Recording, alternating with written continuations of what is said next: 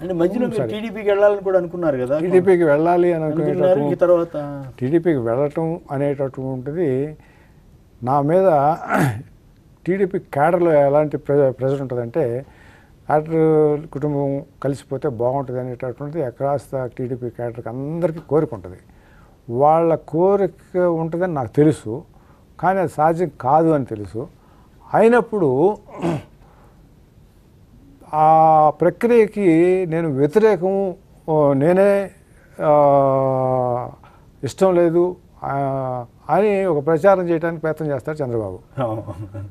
కాదన్నామా ఆయన వస్తే ఆయనే లేదు అని చెప్తాడు అనేది నాకు అనుభవపూర్వంగా ఉంది. అనుభవపూర్వకం ఎవరైనా మధ్యవర్తులు వీళ్ళు కూడా చేశారు ఇంతకుముందు ఇప్పుడు కూడా అట్లా చేయగలడు అతను. అందువల్ల నేనేం చెప్పేవాడిని అంటే ఎవరైనా వచ్చి నా దగ్గరికి ముద్దుకృష్ణ నాయుడు లాంటి వాళ్ళు చాలామంది వచ్చేవాళ్ళు, వస్తే మీరు ప్రయత్నం చేయండి అని చెప్పి ఊరుకునేవాడిని.